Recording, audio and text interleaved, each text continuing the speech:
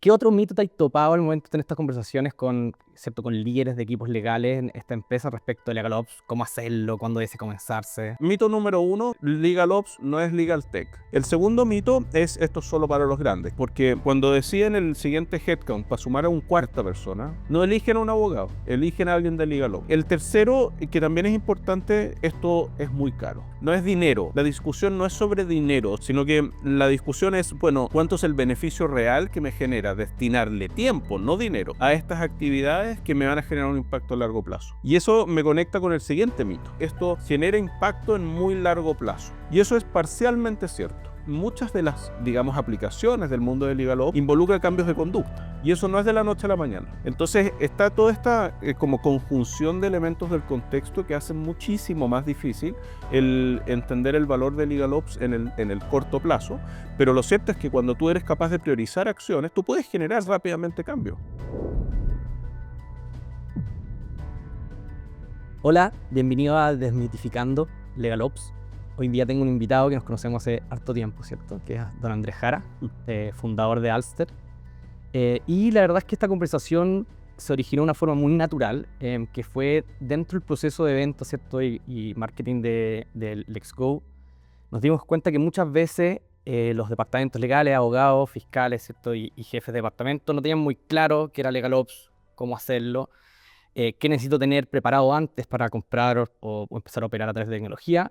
Y bueno, hablando contigo, Andrés, ¿cierto? Nos dimos cuenta que esto podía ser un episodio interesante, como una forma de compartir qué es lo que nosotros creemos que, ¿cierto?, estos departamentos debiesen tener seteado antes de poder utilizar tecnología legal. Y bueno, ¿y quién más mejor que tú, ¿cierto?, para conversarlo de forma larga, que sin duda en estos últimos 7 o 10 años ya, ¿cierto?, te ha tocado oírlo de cerca. Sí, y más que eso, yo diría. Porque al final antes era gerente legal en empresas, entonces también lo viví en carne propia. Oye, Leo, gracias, bueno, gracias por la invitación. Yo creo que estos espacios son súper valiosos y son valiosos por varios motivos. Lo primero es porque uno de los grandes desafíos que generalmente tienen estas temáticas es que uno creería que son conocidas y resulta de que cuando tiene las conversaciones uno a uno, muchos ponen signos de interrogación y dicen, jamás había escuchado hablar de este concepto. Sin ir más lejos, ayer estaba conversando con una gerencia legal bastante sofisticada dentro de todo, es decir, como gerencia legal de una empresa madura, grande, representativa del mercado chileno. eh, y tú les preguntabas a los abogados, ¿han escuchado hablar de este concepto de legal operations? Y con toda sinceridad te decían, no, no había escuchado nunca hablar de esto. Y es cierto, nosotros llevamos 10 años hablando de esto, pero está claro de que no hemos llegado a todos los que tenemos que llegar. Así que este tipo de espacios creo que son tremendamente No, y valiosos te para... agradezco un montón haber aceptado la invitación. Y si quieres partimos de frente, ¿cierto?, con el tema principal. Y quizás parte con un diagnóstico que me tocó a mí hace harto menos meses que lo que a ti te ha tocado vivir, ¿cierto? Que en los últimos meses Lexus se ha convertido en una herramienta que está siendo utilizada por departamentos, ¿cierto?, de empresas que ya tienen sus equipos legales configurados, ¿cierto? Tanto equipos internos como externos. Y lo que nos dimos cuenta es que tratando de vender, ¿cierto?, LexGo como un software de gestión legal, y haciendo él casi que la revisada de, oye, ¿qué tenemos en configuración o cómo tenemos estructurados los equipos? No había muchas de estas cosas en su lugar, lo que agrega un nuevo nivel de complejidad acerca de cómo vender esta solución. Entonces, y por eso me interesaba, ¿cierto?, conversarlo contigo. Para ti, ¿qué es lo que has considerado que es LegalOps? Y cuáles son quizás las intuiciones o conceptos que se manejan, pero no son del todo ciertos. Sí, yo creo que el LegalOps hoy día se puede mirar desde dos ópticas. Desde la óptica de la función de operaciones legales, cuando un equipo legal dentro de una empresa tiene a alguien asignado que supervisa, en cierta medida administra, empuja todas las materias que no son el ser abogado y trabajar como abogado. Eso es como una definición quizás súper simple de poder entender qué es lo que está en cierta medida cubierto por el concepto de la función de operaciones legales. Pero cuando operaciones legales nace hace también 10 años atrás, de hecho no es tan, digamos, antiguo el concepto, ¿cierto? Y cuando nace el concepto de operaciones legales, fue básicamente un concepto, incluso un área de especialidad, y que empezó a reunir a distintas personas que decían, ¿sabes qué? A mí me toca hacer todo lo que el área legal necesita atender. Revisar la tecnología, administrar eventualmente, ¿cierto?, las relaciones con los abogados externos, necesito analizar gestión de proyectos, necesito ver cómo mejorar mi servicio de cara a la organización en la que estoy inserto, necesito potencialmente explorar qué tipos de tecnologías existen disponibles para hacer mejor nuestro trabajo y no quedarnos atrás en la adopción potencialmente de tecnología, presionado muchas veces por el entorno y por el contexto en el que estamos insertos, etcétera, etcétera. Entonces, cuando empieza a surgir, digamos, esa necesidad y las personas que les tocaba lidiar con eso dentro de las empresas, particularmente en Estados Unidos, te diría yo, empezaron a decir, bueno, todo esto que hacemos hay que darle un nombre. ¿Cómo lo vamos a llamar? Llamémoslo operaciones legales. ¿Ya? Y llamémoslo operaciones legales, ¿por qué? Porque tiene muchos componentes operacionales, pero de la función legal, ¿cierto? Y ahí nace esta serie de prácticas, actividades, metodologías que van nutriendo un poco la función de estos individuos que se desarrollan dentro de organizaciones. Ahora, ahí Leo, una de las cosas que yo siempre trato de decir con bastante claridad es que uno siempre se queda como la percepción de que este rol, esta función, es solo viable ser desarrollada en grandes organizaciones, ¿cierto? Y bueno, ya hablaremos un poquito más de eso, pero no es cierto.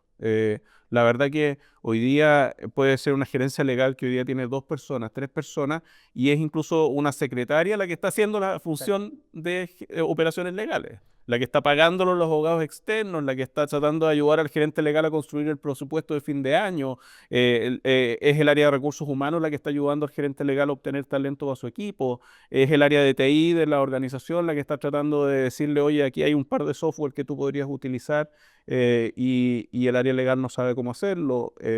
Entonces hay que también entender de que esto no es solo para los grandes players y yo creo que eso es un elemento bien importante a destacar cuando uno empieza a entender para qué sirve este mundo de operaciones legales. Sí, yo estoy totalmente de acuerdo con eso, ¿ah? Yo creo que hay algunas empresas, sobre todo las más pequeñas o medianas, que no se dan cuenta que ya tienen operaciones legales.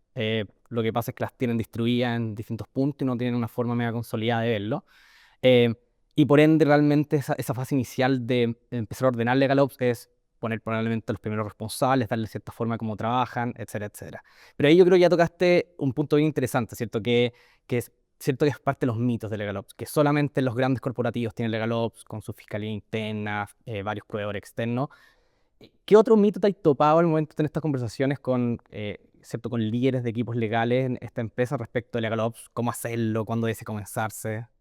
Yo creo que primero es la asociación o la vinculación de el concepto de operaciones legales con tecnología y únicamente con tecnología. Y es mucho más amplio que tecnología. El día de ayer, en esa misma conversación con esta gerencia legal que te conversaba, me decían, sí, nosotros hemos visto temas de Legal Ops porque hicimos un taller de Legal Design. Ok. Y yo le digo, bueno, está bien comprender, digamos, el legal design, ¿cierto? Que es otra cosa de la que podríamos hablar más adelante, pero como una herramienta dentro de operaciones legales. Pero operaciones legales es mucho más que eso. Y cómo uno puede entenderlo desde el punto de vista de cuál es el alcance de operaciones legales, yo creo que uno de las grandes contribuciones que se ha hecho en el último tiempo a través de una organización llamada el CLOC, ¿cierto? Yo te contaba que estuve hace un tiempo atrás en la conferencia anual de CLOC y la verdad que es súper interesante en general ver cómo ha ido madurando la aproximación a las operaciones legales en distintas organizaciones de distintas envergaduras. Y una de las cosas más interesantes es la mayor, yo te diría, conciencia que existe sobre el concepto de los modelos de madurez. ¿Ya? Y esto lo relaciono con el concepto del mito, del por qué siempre tratamos de decir operaciones legales, lo mismo que legal tech, es lo mismo que tecnología. Si alguien me habla de operaciones legales, me está tratando de vender un software, esa confusión es muy común. El problema está básicamente en la manera como quizás hemos comunicado y transferido esa información hacia la audiencia, ya a que entiendan de que es mucho más amplio que eso. Y los modelos de madurez, es decir, lo que ha ido desarrollando estas organizaciones globales como CLOC, ¿cierto? Que es el Corporate Legal Operations Consortium, un gremio que reúne a las personas que desarrollan estas actividades dentro de las áreas legales de empresa, ha sido en decir, ok, tratemos de definir el alcance, ¿cierto? De qué es todo lo que nosotros debiéramos ver dentro del mundo de LegalOps. Y una de esas definiciones pasa por lo que llama, digamos, Clock el Core 12, que es básicamente un modelo madurez, ¿cierto? Nosotros trajimos aquí de la última conferencia, de hecho, este modelito, que es súper entretenido porque básicamente va abordando los distintos niveles de madurez de Clock. Y te va contando de qué cosas son las que podríamos hablar cuando hablamos de operaciones legales. Entonces, mito número 1, LegalOps no es Legal Tech. LegalOps no es solo computación, digamos, o eventualmente tecnología.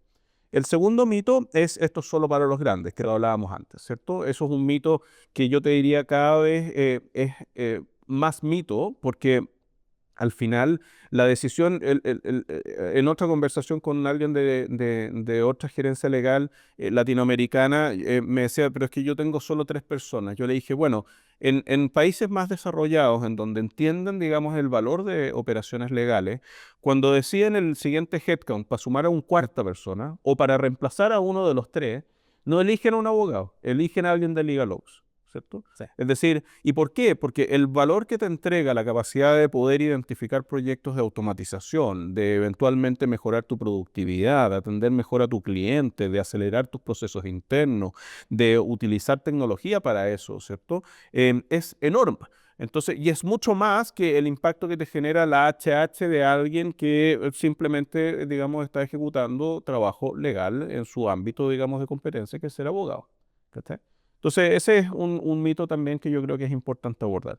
El tercero, que también es importante, es esto es muy caro. Eso también es un mito, en el sentido de decir, oye, es que esto solamente lo pueden pagar los que tienen plata, ¿ya? O tienen lana, como dirían en México, ¿cierto? O tienen guita, como dirían en Argentina.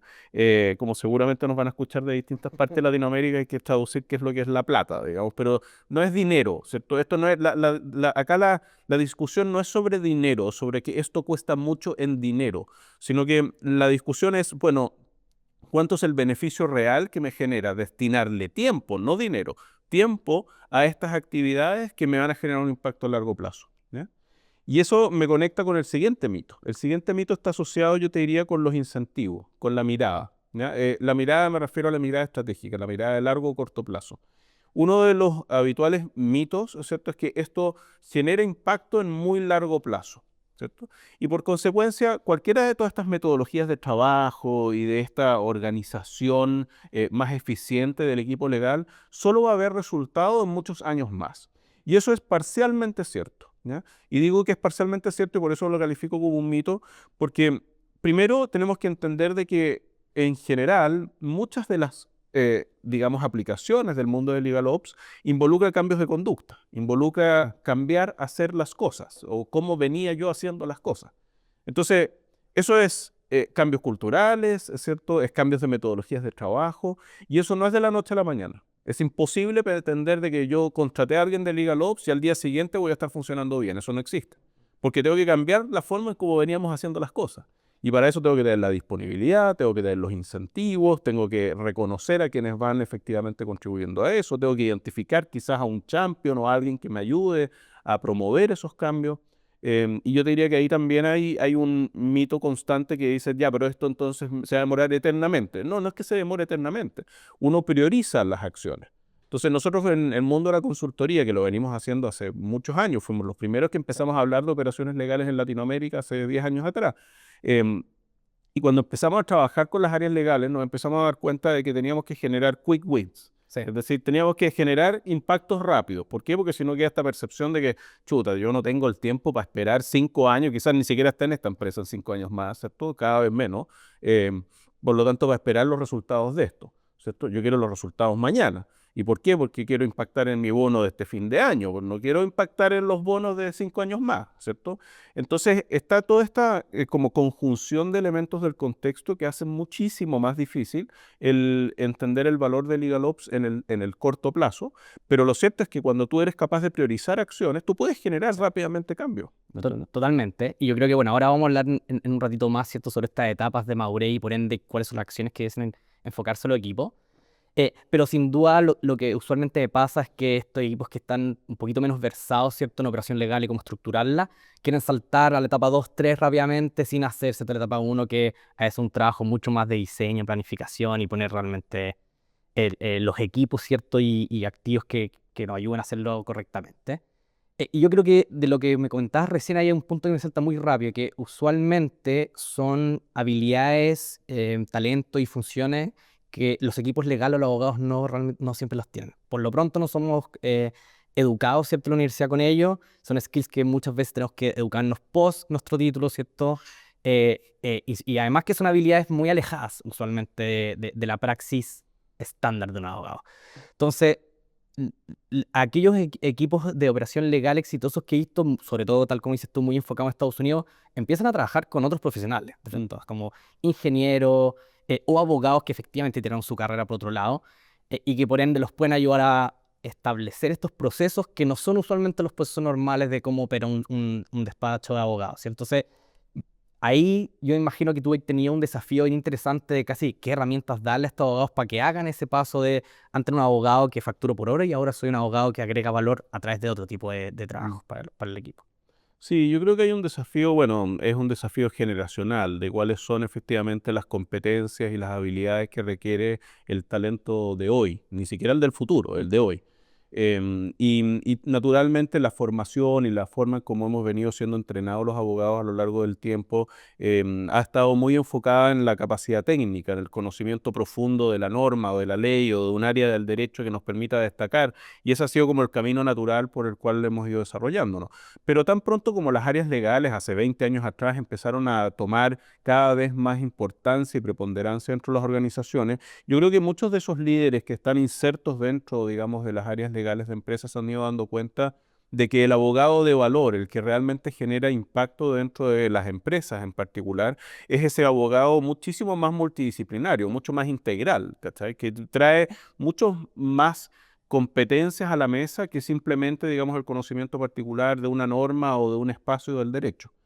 Más aún, existe, y esto es algo que se viene, yo diría, consolidando en un proceso evolutivo lento, pero constante, esta famosa como segmentación de los niveles de sofisticación del trabajo. Algo que nosotros los abogados nunca hemos quizás comprendido bien, es que el trabajo se puede segmentar en distintos tipos de grados de complejidad. Incluso el trabajo altamente complejo, el que ejecuta, digamos, un despacho, una oficina de abogados experta en un área específica del derecho, también se puede descomponer, se puede llevar a un proceso, se puede descomponer en tareas y cada una de esas tareas tienen algún potencial de optimización eventual. Sí. Entonces, eso yo creo, Leo, es importante entenderlo porque yo creo que hoy día, si es que no tenemos cierto nivel de conocimiento respecto de, por ejemplo, qué es un proceso, y no te estoy hablando del derecho procesal, siempre tiro la misma, digamos, talla o broma en los espacios académicos o en las charlas y las conferencias a las que me invitan, porque al final no es que estamos hablando de derecho procesal, aun cuando sí tiene mucho que ver. Al final lo que estamos hablando es de, oye, entendamos nuestro trabajo debidamente segmentado en un flujo cronológicamente ordenado que nos permita entender qué tareas ejecutamos y en virtud de eso, entonces potencialmente optimicemos esas tareas, ¿cierto? Pero para eso tienes que estandarizarlo, tienes que sistematizarlo y después eventualmente empiezas a conversar sobre la automatización. Ese es un camino que parece súper largo, ¿cierto? Ese cuando lo escuché, Suena largo. cuando lo escuché, tú decís, chuta, pero ¿cuánto tiempo me voy a demorar en hacer esta cuestión? ¿Cierto? Que tengo que levantar procesos, que luego tengo que estandarizarlos, que luego tengo que literalmente redactar los procedimientos y después de eso ir a buscar un software para, oye, pero esta cuestión es pura pega para Andrés Jara, ¿cierto? Que me vende HH de consultoría haciendo esto, pero hasta el minuto no he visto el resultado. Y lo cierto es que tiene algún nivel de verdad eso, porque si es que tú no logras hacer eso antes, el potencial de éxito de tu proceso de automatización o digitalización se reduce considerablemente. Sí. Entonces, tú me preguntabas, oye, ¿qué estás viendo, digamos, como experiencia dentro de los equipos desde el punto de vista de la integración de esos equipos y las competencias y habilidades presentes en esos equipos? Yo te diría, claro, cada vez más esos equipos que son exitosos demuestran la capacidad de traer y a invitar a la mesa, ¿cierto?, a expertise distinto al jurídico. Pero no significa que tengáis que ir a comprar horas de consultoría. Tú podéis traer al ingeniero del área de compras o podéis hacerte de buen amigo del DTI o etcétera para que te ayuden a dibujar estos desafíos, ¿cachai? Sí. Y nosotros lo que hemos visto es que aquellas empresas que naturalmente eran multidisciplinarias son capaces de estructurar LegalOps casi inconscientemente, luego se le ponen un nombre, ¿cierto? Ya tenían LegalOps, pero en parte ya tenían el approach correcto acerca de cómo yo armo esto internamente en la empresa y por ende es más fácil vender las LegalTech. Y yo creo que este fue un punto que me resonó mucho en nuestra conversación hace una semana en que, tal como dices tú, estas empresas vienen buscando una herramienta y uno en esta venta media consultiva, si tú se da cuenta que no están listos para comprar esta herramienta o ser efectivos con ella y por ende tenéis esa mala noticia de hoy, tenéis que tener un proceso mucho más de diseño, estandarización, documentación y luego incorporar una herramienta. Y creo que este punto es bien importante, ¿cierto? Que la herramienta no es suficiente para hacer LegalOps correctamente. Y es una mala noticia para un vendedor de tecnología legal, como te puedes imaginar, pero al mismo tiempo uno puede tomar ese proceso de educación como un valor, ¿cierto? Y ayudar a este comprador, ¿cierto? A entender bien cómo soy efectivo al adaptar esta tecnología. Ahí saltando el tiro ¿cierto? Con quién uno conversa entre la empresa este punto. ¿Cuál ha sido quién debe ser quien lidera LegalOps inicialmente en la empresa y cuáles han sido las formas más exitosas en que a ti te ha tocado verlo? Mira, dos comentarios. Lo primero, voy a responder tu pregunta al tiro, pero yo creo que hay algo que es importante destacar de lo que tú estás mencionando. Vengo llegando de Estados Unidos, están en reuniones con unos clientes que tienen operaciones latinoamericanas. En realidad son operaciones globales, pero con un foco latinoamericano. em, que estaban enfrentando un tremendo desafío. El desafío es el despliegue y la implementación de un modelo nuevo de gobierno corporativo, es decir, nuevos comités, etcétera, desde una holding hacia varias unidades operativas que tenían su independencia originalmente, desde el punto de vista de gestión. Y, y el desafío es enorme porque tú dices, bueno, entonces, ¿qué tiene que ver LegalOps en esta cuestión? ¿Cierto? Bueno, el champion, digamos, el que está llamado a llevar a ejecutar este proceso y esta implementación es el gerente legal de la holding, de arriba, ¿cierto? Que tiene que lidiar con todo, obviamente, el ambiente y la resistencia organizacional que puede significar cambios relevantes en cómo se venían tomando las decisiones, ¿cierto? El decision making process, en cierta forma. Y uno de los descubrimientos es que operaciones legales desde el punto de vista metodológico te entrega muchas herramientas para eso, porque finalmente te entrega una mirada, por ejemplo, de gestión de proyectos, ¿cierto? Que generalmente no es la mirada que tenemos muchas veces los abogados, por esta misma, digamos, falta de comprensión del proceso y la granularidad potencial de las tareas ejecutadas dentro del proceso, etcétera. Entonces eso digamos, es un asset que te trae, digamos, a la mesa operaciones legales. Lo segundo es naturalmente esta aproximación del step by step, ¿cierto? Que es parte de la gestión de proyecto, pero también de la adopción de tecnología. Lo tercero, la digitalización potencial, es decir, el identificar qué cosas de esta complejidad, ¿cierto? Puedo yo potencialmente apalancar en tecnologías disponibles. Em, y lo tercero es algo muy relacionado con lo que tú decías, Leo, que es, oye, pucha, en general todos quieren llegar y comprar tecnología, les cuesta comprar tecnología porque no saben bien lo que necesita. Y una de las cuestiones que te enseña las metodologías de LegalOps desde muy temprano es que tú tienes que hacer las preguntas correctas. Entonces, si tú no eres bueno haciendo preguntas, es muy probable que tus respuestas sean malas. ¿Cachai? Entonces, y eso no te lo enseña LegalOps solamente. Esto viene del mundo de la consultoría y la gestión del management, ¿cierto? Y hay libros y textos y bastante, digamos, información disponible para entender, bueno, cómo hacer mejores preguntas. Y eso es algo que tampoco nos enseñan mucho en la universidad a los abogados, ¿cierto? Nos enseñan a dar respuestas. Y muchas veces las respuestas de la mano, digamos, de la memorización potencial de un texto, Claro. ni siquiera con la aplicación eventual de un caso de estudio. Entonces, tenemos ese bias, ¿cierto? Tenemos esa restricción en la manera en cómo hemos sido entrenados, que no significa que no pueda ser superada, pero sin duda genera una limitación a cómo estas cosas se despliegan y desarrollan de forma exitosa. Claro. Y esto lo vinculo, bueno, ahora tú me hablabas de un caso de una empresa que ya tiene ¿cierto? Un gerente legal o un fiscal. ¿Te ha tocado ayudar a empresas que no tengan esas funciones incorporadas dentro? Sí, sí, la gran mayoría de las empresas en el mundo no tienen gerencia legal. Por eso que siempre digo, esto no es solamente para los grandes, también es para los chicos. ¿Quién se hace cargo de lo legal dentro de una organización? ¿Se hace cargo el dueño o se hace cargo el gerente de finanzas, ¿cierto? Que eventualmente interactúa con los abogados externos, si es que existiesen? Puede haber un abogado en el directorio, potencialmente, que de la mano trae a su oficina de abogados para entregar, digamos, el servicio. puede estar de la mano del gerente de operaciones, depende mucho de la naturaleza del negocio, pero en general, cuando tú estás ahí abordando empresas que no tienen áreas legales, ¿cierto? El concepto de la operación legal es de tremenda utilidad, Sí. porque finalmente, primero te genera una conversación yo te diría, en un lenguaje común con el ingeniero. Si al final cuando uno habla del mundo de operaciones legales está hablando de operaciones. Operaciones sí lo estudiaron todos los Sí. ingenieros en general, ¿cachai? O logística o optimización de procesos, etcétera. Cuando tú empezás a hablar este lenguaje con estos conceptos con tu contraparte, es decir, eventualmente el gerente de finanzas o el gerente de administración, el controller, etcétera, te entienden primero, ¿cierto? Y luego les permite a ellos descifrar de mejor forma qué es lo que sucede dentro de esa caja Pandora que no tienen ni idea de lo que pasa ahí. Lo que le pasa al gerente de finanzas o al dueño que recibe, digamos, la nota de cobro de sus abogados con un listado de horas facturables, que está bien, oye, podemos ser críticos o no de las horas facturables, da lo mismo, no es el punto hoy día, pero cuando recibe eso, el tipo no tiene ninguna capacidad de discernir si es que el tiempo era correcto o no era correcto, si es que el proceso que se siguió era el que tenía que seguirse, si es que hubo eficiencia o no en la producción. Es decir, no tengo ninguna capacidad de hacer un juicio de valor si es que realmente, digamos, ese trabajo estuvo ejecutado como debía ser, ¿cierto? Lo único que me permite a mí determinarlo es si es que obtuvo o no el resultado en el tiempo que yo esperaba que esto sucediera. Y generalmente no se cumple. Entonces al final tú decís, chuta, la manera como yo pudiera controlar lo legal sería idealmente, ¿cierto?, incorporar competencias o capacidades propias del mundo de operaciones legales.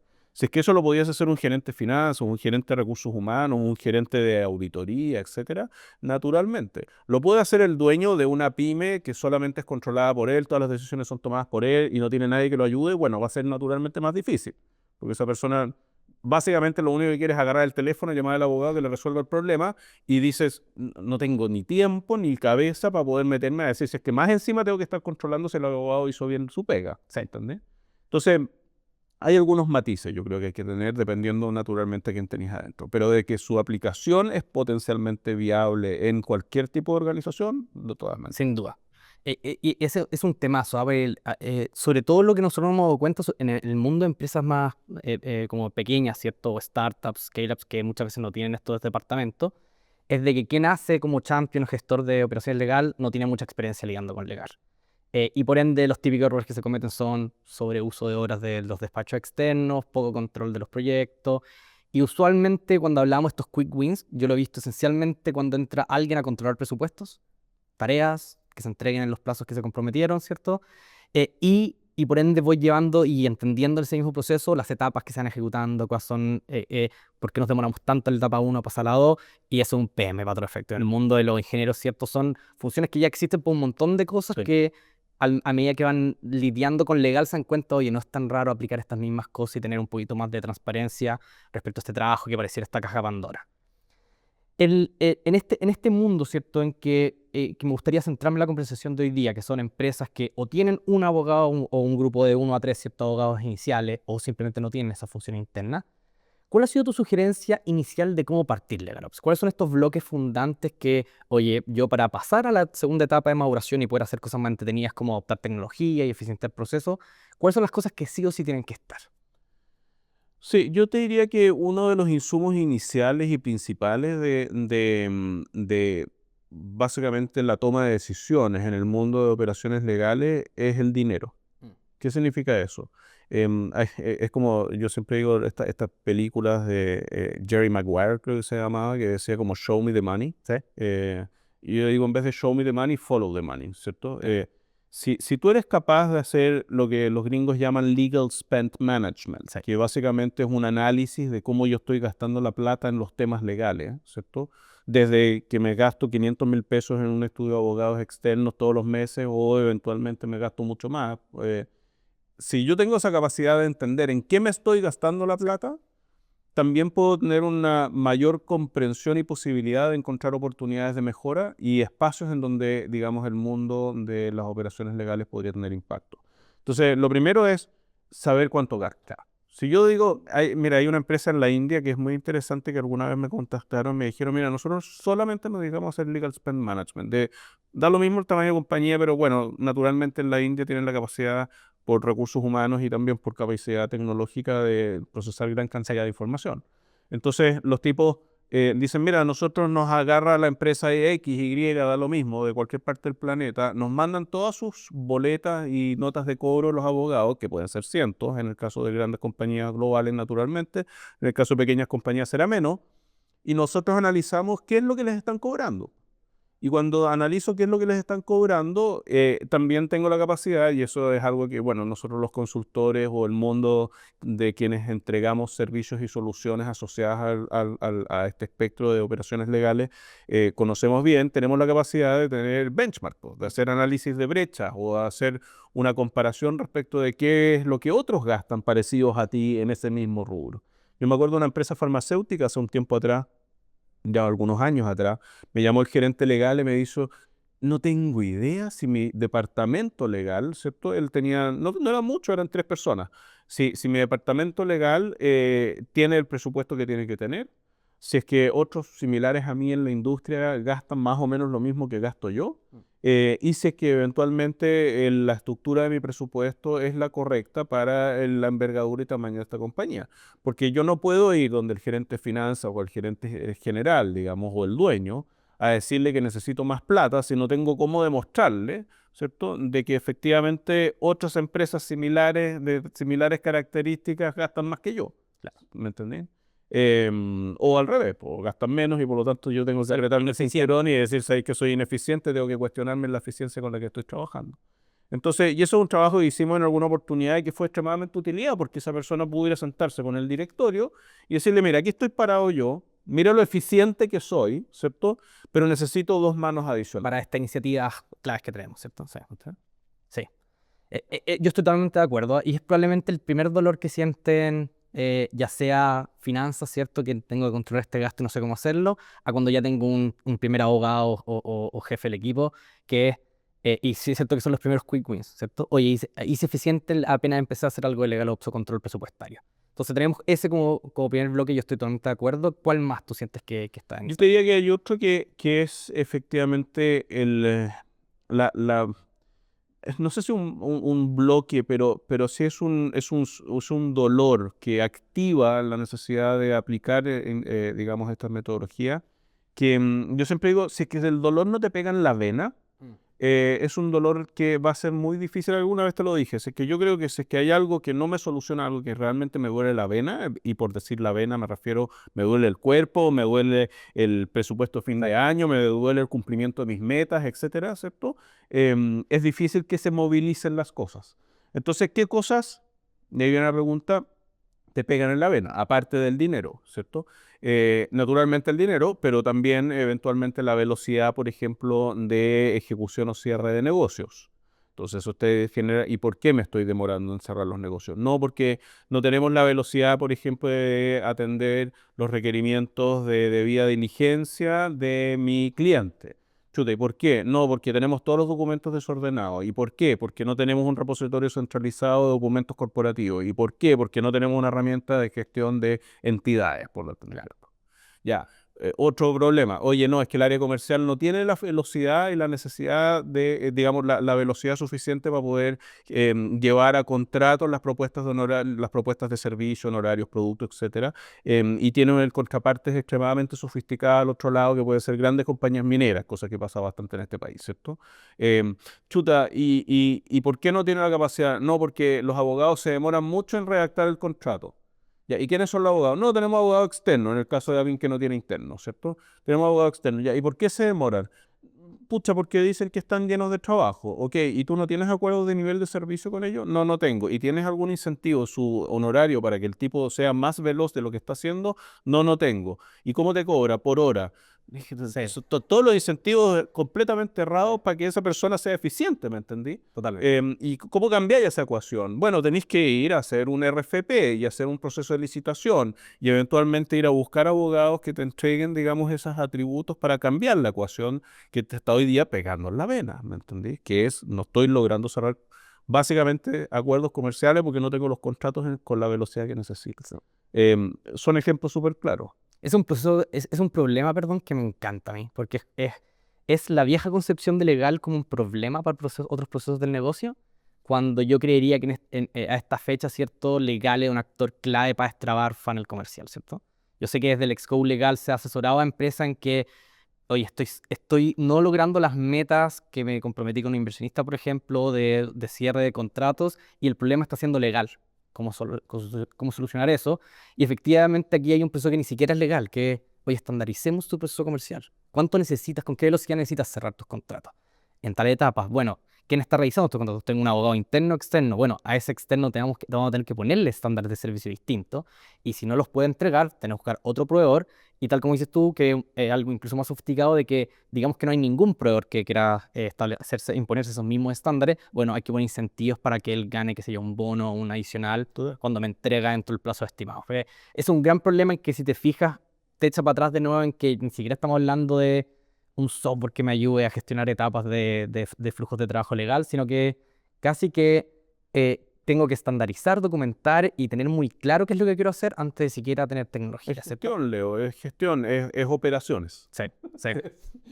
Suena poco sexy, es el problema. Suena un poco sexy, pero muchos de los problemas se resuelven sin necesariamente meter tecnología, aunque quizás a algunos no les convenga decirlo, pero lo cierto es así. Ahora, otras veces, naturalmente, la tecnología es un coadyuvante, es decir, es un facilitador, te impulsa, digamos, la velocidad, te da mayor control. Cuando ya empiezas a tener problemáticas relacionadas con volumen de información, cuando ya tienes problemáticas relacionadas con que tienes que lidiar con recursos escasos, pero a la vez, digamos, la velocidad de respuesta digamos, y con personas también escasas, la tecnología es la respuesta. Si esa ecuación la hemos visto, es más vieja que el lino negro, ¿cierto? Esta típica ecuación o este típico, digamos, triángulo de tres vértices que te dice dinero, ¿cierto? Te dice velocidad y te dice calidad.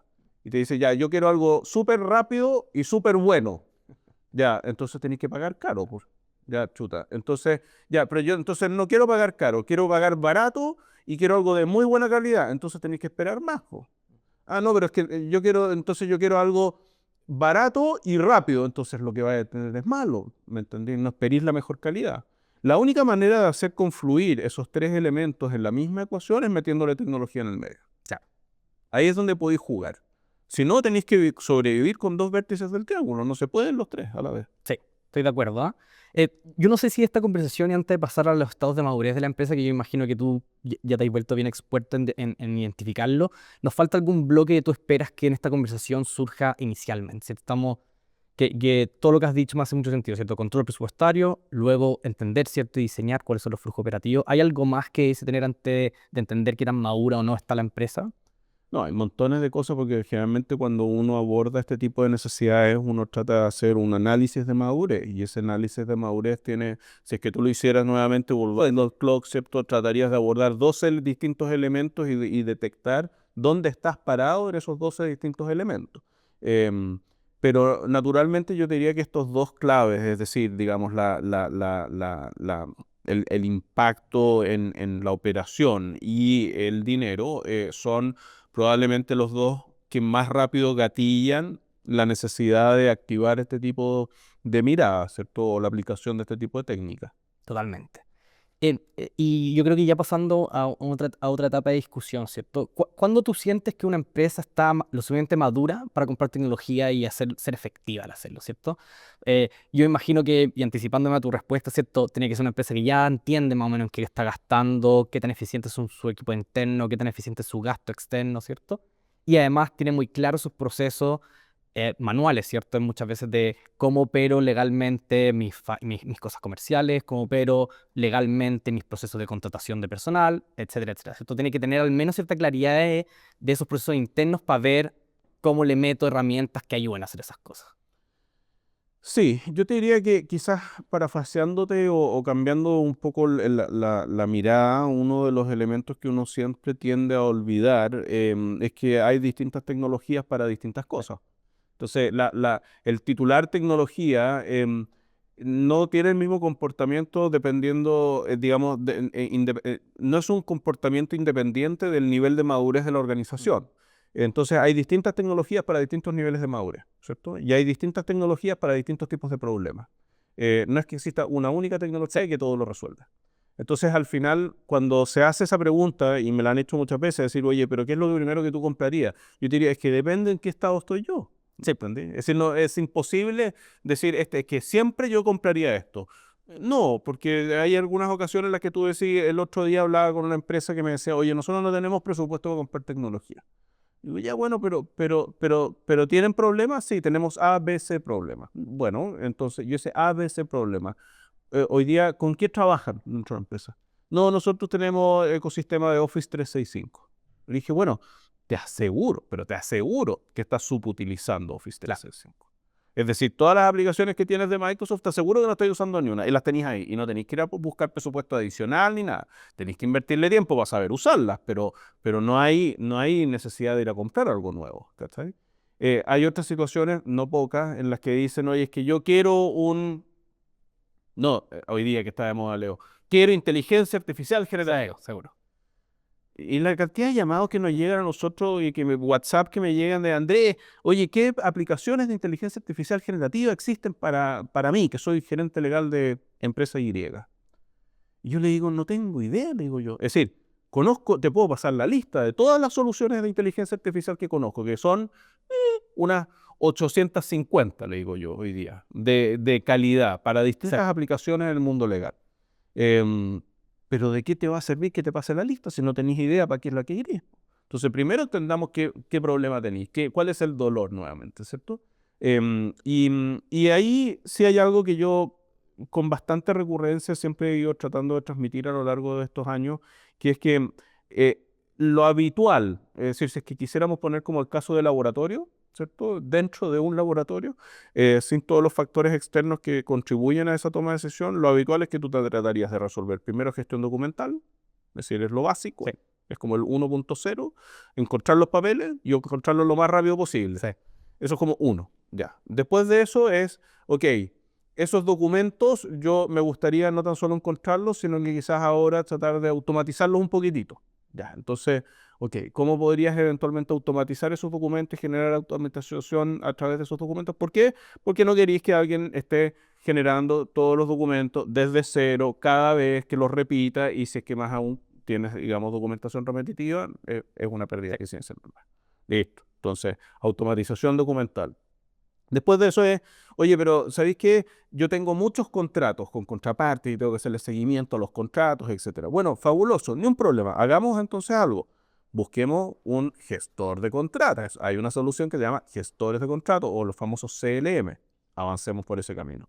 Después de eso viene generalmente desde el punto de vista de la madurez los famosos ELM, los Enterprise Legal Management Softwares o los MMS, Matter Management Softwares, que lo que buscan es administrar todo el flujo de trabajo que le llega a un equipo legal o a la función legal, ¿cierto? Y que te permite a ti distribuir el trabajo, ver cómo están las cargas de trabajo, hacerle seguimiento a los plazos de respuesta, eventualmente responder a los acuerdos de nivel de servicio que tienes con las unidades de negocio que estás atendiendo, si es que los acordaste o los tienes, etcétera, etcétera. Y te entrega reportería enriquecida para poder dar la decisión. Y finalmente, tú empiezas ya con mayores grados de sofisticación. Entonces después dices, ¿sabes que ahora tengo una malla societaria extremadamente complejo? Bueno, entonces un Entity Management Software que te entregue, digamos, el control de tu malla societaria. Listo. No, es que sabéis que además de eso yo tengo que gestionar sociedades, un poco lo que hacen ustedes en LexGo, ¿cierto? Sociedades, digamos, en otras jurisdicciones. Bueno, entonces quizás una solución tipo LexGo te podría ayudar a eventualmente hacerlo. No, es que además de eso yo quiero inteligencia artificial.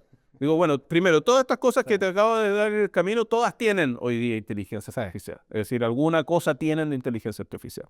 Pero si es que tú quieres inteligencia artificial pura, estamos totalmente equivocados, porque la inteligencia artificial pura no es una solución. Tal cual. Esto es como, oye, yo quiero un auto, ¿cierto?, que ande a 200 kilómetros por hora. Ni un problema, pero primero tenéis que tener un motor. La inteligencia artificial es el motor, no es el auto. Sí. ¿Cachai? Entonces, y eso es importante que lo sepa la gente que nos va a escuchar, digamos, porque al final, si es que no entienden eso, la respuesta de la inteligencia artificial parece muy obvia, pero la verdad que no es más que un buen motor, es un motor optimizado, ¿cierto?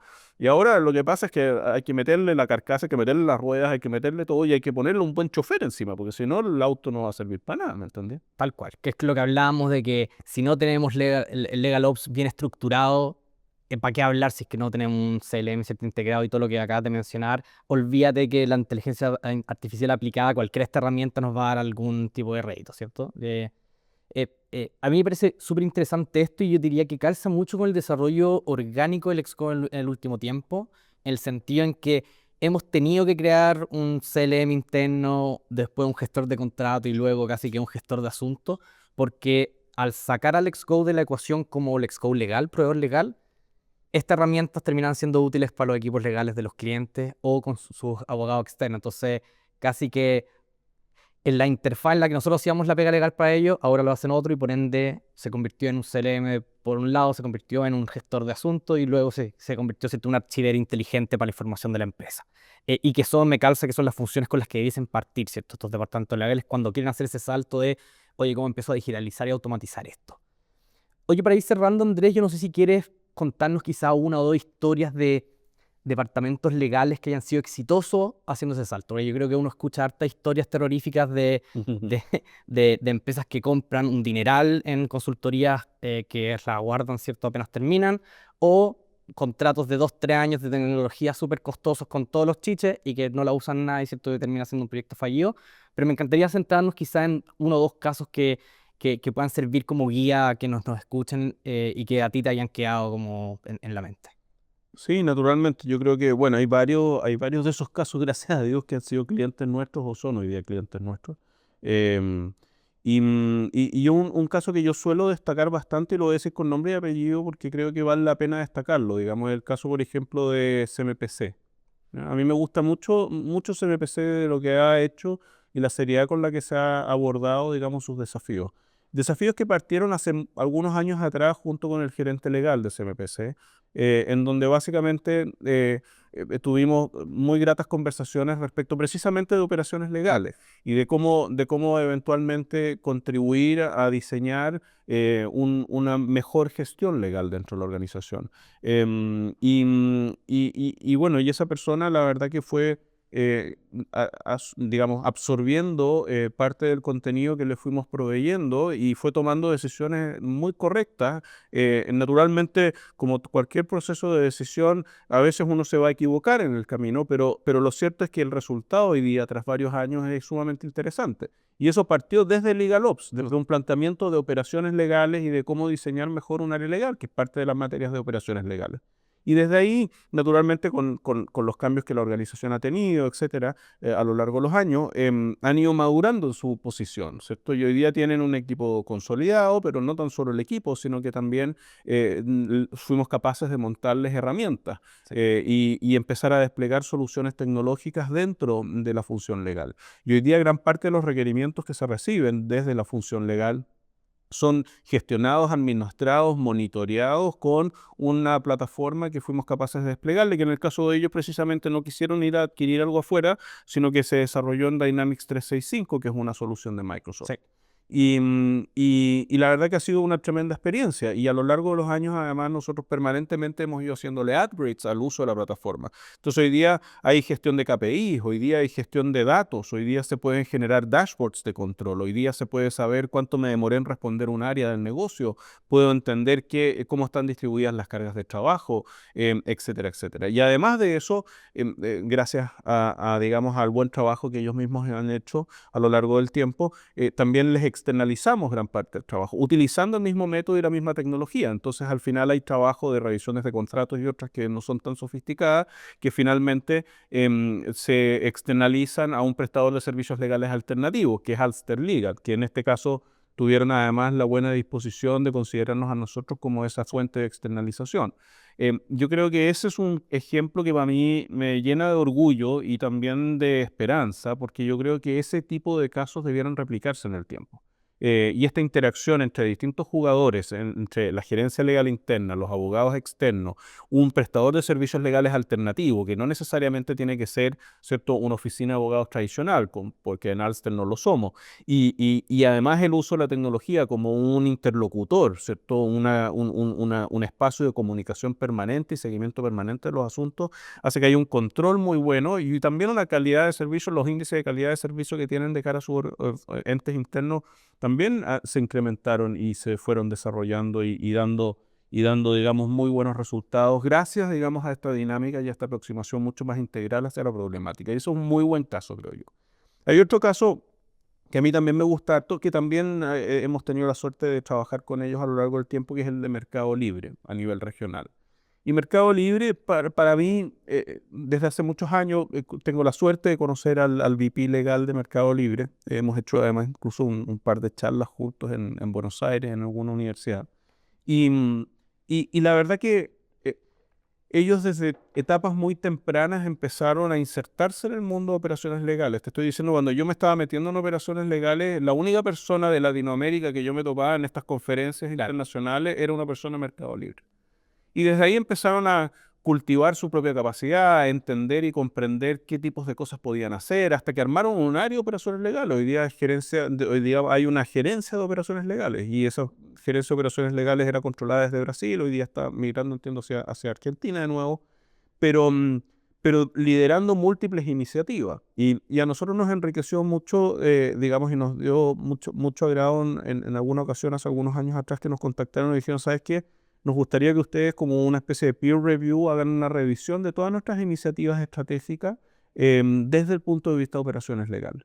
Entonces hicimos un catastro de todo lo que estaban haciendo. Eran una cantidad no menor, digamos, de iniciativas y proyectos que estaban ejecutando para hacer mejoras, desde automatizaciones, aplicaciones de inteligencia artificial, en una época en que no estaba ni siquiera el GenAI, digamos, como está hoy día. em, y, y logramos entender, ¿cierto? Que, bueno, primero su grado de sofisticación y madurez era altísimo, pero además de eso tenían la gran gracia de que habían tenido, ¿cierto?, esta capacidad de priorizar algunas de estas acciones. Y bueno, un poco la ayuda que les dimos fue: está extraordinario tu mapa de iniciativas. Son demasiadas iniciativas. Es decir, enfoquémonos en donde realmente se genera el impacto, que es algo, en el mundo del emprendimiento tú lo conocís, Leo, este concepto del North Star Metric, ¿cierto? De la estrella del norte, que es como al final hacia dónde quiero ir. Generalmente el 80% de tus iniciativas no son de real valor, y contribuyen con la misma potencia que el otro 20% al cumplimiento de tu estrella del norte, tu objetivo principal. Entonces hay que enfocarse en el 20%. El otro 80% está bien, pero el 20% es el que realmente puede impactar. Y eso puede ser una iniciativa, dos, tres, cuatro. ¿Cachai? Tampoco hay que engolosinarse con esta cuestión. Es fácil querer tirar toda la parrilla y comerse el animal completo y todo, pero la verdad que no tiene mucho sentido. Y esto va de la mano con algo que tú decías también al principio, los mitos. Los mitos en general, o uno de los grandes mitos también, es que yo tengo que hacerlo todo, ¿cierto? Todo lo que dice esto, los 12 cosas que dice esto, tengo que hacerlo. No es así. Tú tenés que seleccionar lo que realmente genera impacto en tu empresa, y quizás es una iniciativa. Sí.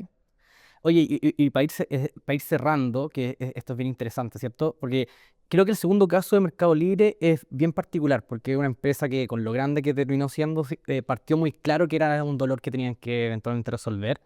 Y siento que algo que sí podemos extrapolar como reflexión para otras empresas que podrían decir, oye, todavía no tengo LegalOps, o ni siquiera he pensado, ¿cierto?, en mi nivel de madurez, cuáles son las iniciativas que realmente tienen impacto. Entonces, quizá en tu experiencia, para alguien que no está escuchando y le empieza a resonar estas cosas y le gustaría hacer el próximo Mercado Libre y tener las cosas así de armada, ¿qué consejo le darías? ¿En qué cosa tendría que estar fijándose, cierto?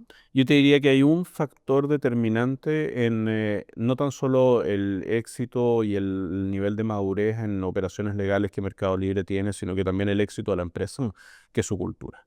Es decir, su cultura es una cultura de no susto al error, ¿cierto? Es una cultura de incentivemos la creación y entendamos de que nos vamos a equivocar y equivoquémonos.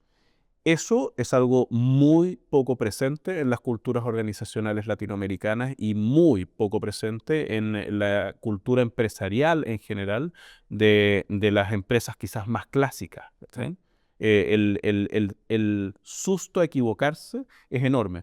Yo le decía el otro día a un gerente legal que va a partir pronto, seguramente va a salir en las noticias y todo, porque es un gerente legal que llega a una empresa muy grande. No puedo revelarlo, pero le decía algo, le decía, oye, llevamos hace rato conversando, ¿por qué no hacemos algo? Digamos, desde el punto de vista de nosotros prestar un servicio. A eso me dedico yo, me dedico a vender y a tratar de que alguien me compre todas estas cosas que estoy diciendo. Y, Y una de las cosas que decía, particularmente este gerente legal me decía, sí, pero me han dicho que tú eres muy caro. Le digo, no, eso es un mito. Es decir, mito que yo soy caro, porque si le pagáis horas a los estudios de abogado, que sé que le pagáis horas, créeme que no soy caro. Pero además de eso, le dije, solo sé que voy a ser capaz de trabajar contigo si es que tú eres valiente. ¿Y a qué me refería con eso? Me refería a que la verdad que muchas de las aplicaciones de estas cosas tienen o exigen un grado de valentía en el que tomas finalmente la decisión de emprender camino en aplicar estas cosas, como también en la adquisición de tecnología. El safe place, ¿cierto? Es decir, ese lugar o el safe harbor, como dicen los gringos, ese lugar seguro de no generar cambios y de no intentar cosas nuevas, porque el statu quo, ¿cierto? Es mejor que eventualmente tratar de impulsar los cambios, es el principal enemigo para esto. El principal enemigo. Sí.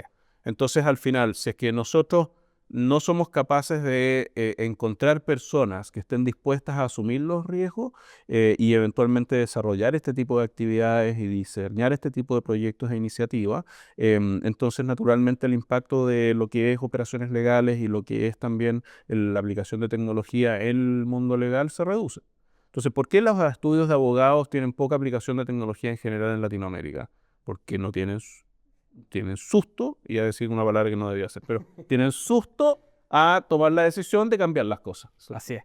Yo siento además, y bueno, esto da para otra sesión, pero es como ese mismo statu quo que tienen los estudios de abogados tradicionales como siempre han estado, viene también de las empresas y sus clientes. Es decir, si nosotros no queremos desafiar la idea de que es que los abogados son caros, son lentos y no me entienden lo que les pido, que nosotros tenemos algo que aportar desde la dirección de la empresa, ahí ese es el primer bloque, ¿cierto? Y a eso me refería con la valentía cuando le decía eso al gerente legal. Le dije, si tú no tienes los cojones, perdón el buen francés, ¿cierto? Pero si tú no tienes los cojones para realmente ir y contratar algo distinto a lo que han venido todos contratando a lo largo de la historia, porque crees que el directorio te va a mirar mal, porque no contrataste a la oficina de abogados con apellidos en el membrete y contrataste a un prestador de servicios legales alternativos, entonces no hay conversación que tener. Claro, es decir, no vale la pena perder el tiempo. Pero si estáis convencidos de que yo te puedo generar con mayor velocidad, con menor costo, con tecnología y mayor impacto, ¿cierto? Un servicio de mejor calidad incluso, ¿cierto?